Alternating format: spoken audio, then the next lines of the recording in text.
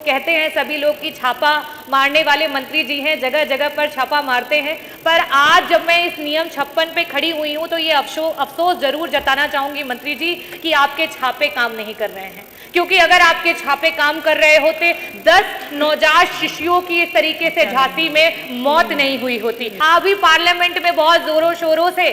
जो है बीजेपी की सरकार वन नेशन वन इलेक्शन की बात कर रही है। मंत्री जी, आज समय है वन नेशन और वन हेल्थ स्कीम का। आज नियम 56 के अंतर्गत आपने प्रदेश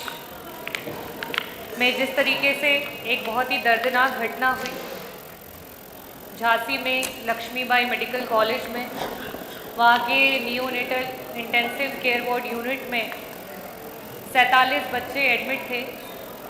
और उन 47 बच्चों में से 10 बच्चों की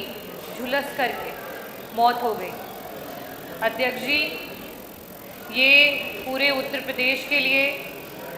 स्वास्थ्य विभाग के लिए एक बहुत ही शर्मनाक और निंदनीय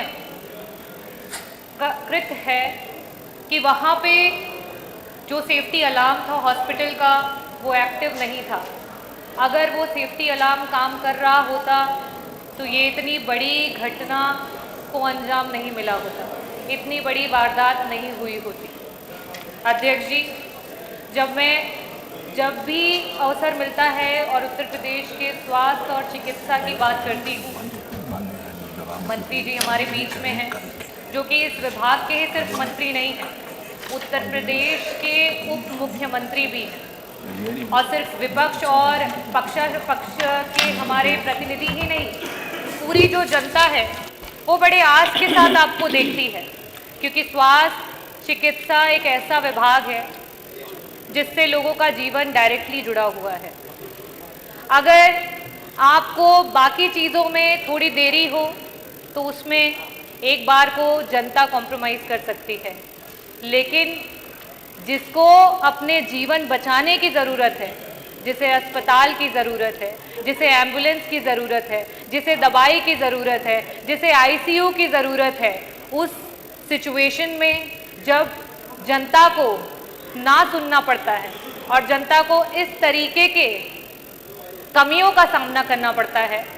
जनता को बहुत ही आहत महसूस होता है। अध्यक्ष जी, झांसी की वारदात के अलावा मैं आपके सामने इस सदन के समक्ष और भी कुछ जरूरी डेटा हैं जो आपके बीच में रखना चाहूँगी। सर्वप्रथम, उत्तर प्रदेश में अगर हम सिर्फ लखनऊ की बात करें तो 609 ऐसे हॉस्पिटल हैं जो सरकार के द्वारा ही पंजीकृत किए गए हैं और उनमें से इस वारदात के बाद जब पहली बार इस पे सोचा गया और एक्शन लिया गया तो ये पाया गया कि 300 ऐसे हॉस्पिटल्स हैं जिनका फायर को लेकर के कोई भी एनओसी नहीं है। अध्यक्ष जी, आज अगर हम बात करें हेल्थ सिस्टम की तो हमारे पास बहुत ही कम हॉस्पिटल्स हैं, बहुत ही कम बेड्स हैं और उनकी कंपैरिजन में जो पेशेंट्स हैं उनकी वारदात बढ़ती चली जा रही है।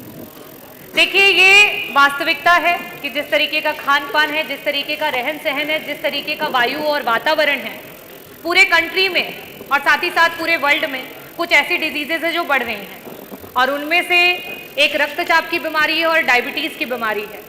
लेकिन मंत्री जी, ये सोचने का विषय है कि अगर उत्तर प्रदेश में 25 करोड़ की आबादी में 5 करोड़ की आबादी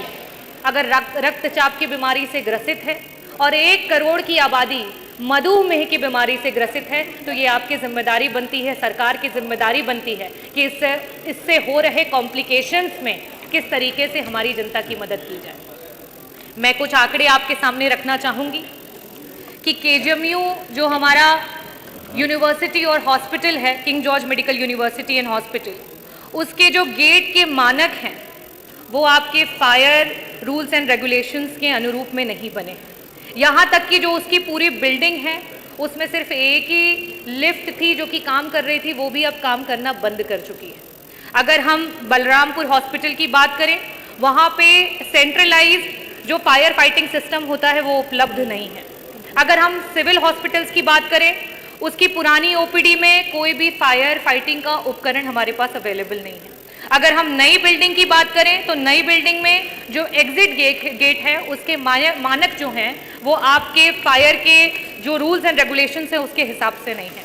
अगर हम झलकारी बाई हॉस्पिटल की बात करें, वहाँ का जो गेट है, जो मेन गेट है, उसके एंट्रेंस पे मंत्री जी पार्किंग है, और पार्किंग अगर सामने होना इसका मतलब ये है कि जब भी आपातकालीन स्थिति आएगी, जब भी इस तरीके का, ना तो दमकल पहुंच पाएगा, ना लोग वहां से बाहर निकल पाएंगे, अपनी जान को बचा पाएंगे। अगर हम रानी लक्ष्मीबाई हॉस्पिटल की बात करें तो वहां तो इस तरीके की स्थिति है कि जो एंट्री गेट है और एग्जिट गेट है वो सेम है, और ऐसी स्थितियों में इस तरीके के हादसे होना लाजमी है। अवंतीबाई हॉस्पिटल की बात करें, वहां पे ना वाटर हाइड्रेंट है और ना ही आपका पाइपिंग स्टेशन बना हुआ है।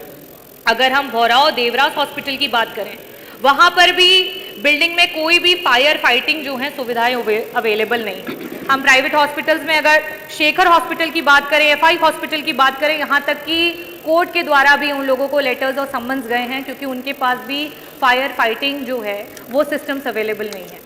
मंत्री जी, झांसी में इतना बड़ा हादसा हुआ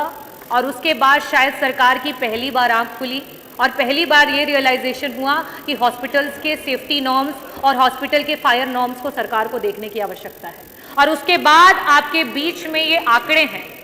मैं चाहूँगी कि जब मैं बैठूँ और उसके बाद मंत्री जी को, क्योंकि जब भी मैंने सवाल उठाए हैं मंत्री जी ना जाने क्यों बहुत उत्तेजित हो जाते हैं और कई बार अपने शब्दों पे संयम भी नहीं रख पाते हैं। मुझे नहीं पता कि वो किस वजह से आक्रोशित हो जाते हैं, असंयमित हो जाते हैं और कुछ ऐसे शब्दों का प्रयोग करते हैं जो कि वाकई इस सदन में प्रयोग नहीं करना चाहिए। तो मैं पूरी उम्मीद करूंगी, आप सीनियर मेंबर हैं और जब स्वास्थ्य से रिलेटेड, जनता की जान से रिलेटेड मुद्दों पे आप हमें उत्तर देंगे तो वो उत्तर बहुत ही गंभीर तरीके से दिया जाएगा। अध्यक्ष जी, इसके अलावा मैं आपसे ये भी बताना चाहती हूँ कि जिस तरीके से हाइपरटेंशन और डायबिटीज़ के मरीज बढ़ते चले जा रहे हैं, आज पूरे पूर्वांचल का लोड सिर्फ और सिर्फ बीएचयू पे आकर के सीमित हो गया है। आप बार बार ये कहते हैं कि हमने इतने सारे मेडिकल कॉलेजेस बना दिए। मंत्री जी, मैं जौनपुर जनपद से आती हूँ। जौनपुर जनपद का जो आपका मेडिकल कॉलेज का चेहरा था, मैंने पिछली बार भी आपको दिखाया था। साथ ही साथ वहाँ का पड़ोसी जिला आजमगढ़ है, उसका चेहरा भी मैं आपको दिखाऊंगी और बहुत सारे मेडिकल कॉलेजेस हैं। मेरा सिर्फ ये कहना है कि ये आपको भी पता है, ये हमें भी पता है कि आज जो गंभीर बीमारियों से पीड़ित हमारे मरीज हैं, उनके पास जाने के लिए कोई जगह नहीं है। आज वहाँ पे डिस्ट्रिक्ट हॉस्पिटल्स तक से पेशेंट्स को रेफर कर दिया जाता है और कहीं ना कहीं सरकार इतनी कमज़ोर हो गई है कि वो नेग्लिजेंस को कंट्रोल नहीं कर पा रही है। जो डॉक्टर सरकारी अस्पतालों में काम कर रहे हैं वो अपने मरीजों को वहां से प्राइवेट इंस्टीट्यूशंस में लेकर के जा रहे हैं और उस पर सरकार अंकुश नहीं लगा पा रही है। और मंत्री जी, आपको तो शुरू से जब से सरकार बनी तो कहते हैं सभी लोग कि छापा मारने वाले मंत्री जी हैं, जगह जगह पर छापा मारते हैं, पर आज जब मैं इस नियम 56 पे खड़ी हुई हूँ तो ये अफसोस जरूर जताना चाहूँगी मंत्री जी कि आपके छापे काम नहीं कर रहे हैं। क्योंकि अगर आपके छापे काम कर रहे होते 10 नवजात शिशुओं की इस तरीके से झांसी में मौत नहीं हुई होती। आए दिन इस तरीके से जो हमारे आईसीयू और वेंटिलेटर्स नहीं मिलने की वजह से केजीएमयू के बाहर बड़े बड़े हॉस्पिटल, चाहे वो आरएमएल हो, चाहे वो आपका बीएचयू का अस्पताल हो, वहाँ पे बेड्स की कमी होने की वजह से लोग बाहर ही दम तोड़ दे रहे हैं। मैं आभार व्यक्त करना चाहूँगी कि आपने मुझे जब पिछली बार उत्तर दिया था तो उस समय मैंने आपसे पूछा था कि जो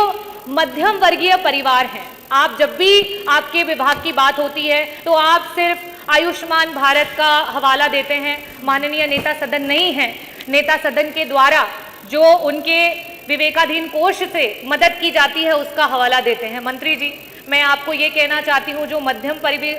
वर्गीय परिवार हैं जिनकी सिर्फ और सिर्फ 10,000 से लेके 20,000, 25,000 तक की महीने की सैलरी है, जब उनके परिवार में किसी को ब्रेन हेमरेज हो जाता है, स्ट्रोक हो जाता है, कार्डियक अरेस्ट हो जाता है और वेंटिलेटर की आवश्यकता पड़ती है और आपके सरकारी अस्पतालों में बेड्स नहीं अवेलेबल होते हैं, तो आप जब उन्हें प्राइवेट में जाना पड़ता है तो वहाँ के चार्जेस पर डे के 15,000 से लेकर के 40,000 तक होते हैं। क्या किसी मध्यम वर्ग, किसी मध्यम आर्थिक स्थिति वाले परिवार के लिए इस तरीके के पैसे देने की पॉसिबिलिटी है मंत्री जी? इस पे आपको जरूर अवश्य विचार करना चाहिए। अभी पार्लियामेंट में बहुत जोरों शोरों से जो है बीजेपी की सरकार वन नेशन वन इलेक्शन की बात कर रही है। मंत्री जी, आज समय है वन नेशन और वन हेल्थ स्कीम का। आज आपको आवश्यकता है कि किस तरीके से हर वर्ग के व्यक्ति को सबसे पहले उसके स्वास्थ्य को लेकर के, उसके जीवन को लेकर के उसकी रक्षा की जाए, लेकिन यहाँ तो अलग अलग कहानियां दिखाई देती हैं। मैं आभार व्यक्त करूंगी अध्यक्ष जी का कि आपने मुझे नियम 56 पे बोलने को दिया। धन्यवाद।